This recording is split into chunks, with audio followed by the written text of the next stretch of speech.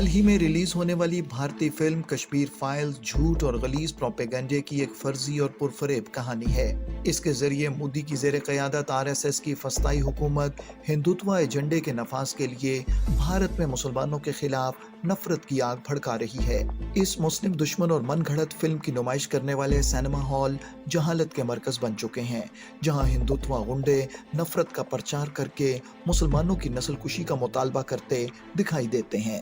Kashmir files में कश्मीरी पंडितों के खिलाफ तशद्दुद की मन घड़त कहानी बयान करके फिरका वाराना नफरत को हवा दी गई है। इन पंडितों को भारतीय इस्तेमार ने 1990 में एक सोची समझी साजिश के तहत वादी कश्मीर में अपने घर बार छोड़कर चले जाने पर मजबूर किया था, ताकि कश्मीरी मुसलमानों का वसी पैमाने पर कत्लेआम किया जा सके और तहरीक आज़ादी कश्मीर को फिरका वाराना रंग दिया जा सके।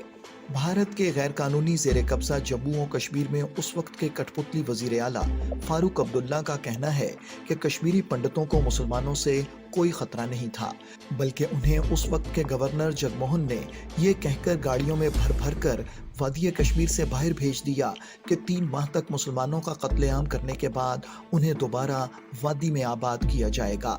कश्मीरी पंडितों ने भारतीय हुकूमत के झांसे में आकर अपने घर बार छोड़ दिए और साजिश का हिस्सा बन गए।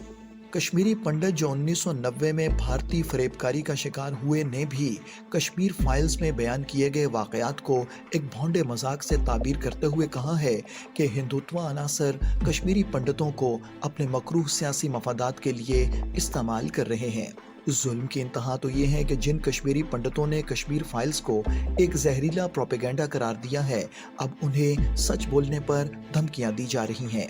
1990 से लेकर आज तक जो है हमारे नाम पर जो खाली पिक्चरें बनी और कुछ नहीं हुआ है।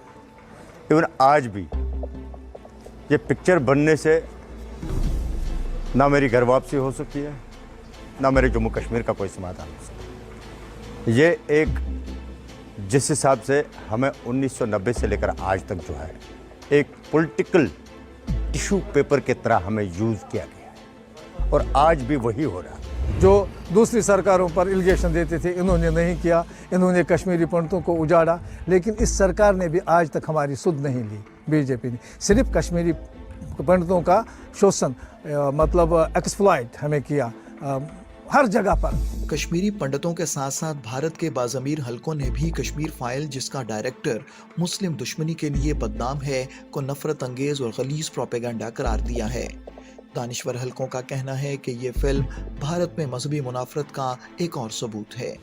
देखिए, कश्मीर फाइल्स जिस तरह से आई, जिस तरह से उसका सत्ता के लोग प्रचार कर रहे हैं, मोदी जी के साथ तस्वीर आई पहले, फिर देखा आपने अमित शाह साहब के साथ तस्वीर आई, अब तो संघ प्रमुख के साथ भी, मोहन भागवत के साथ भी तस्वीर आ गई है।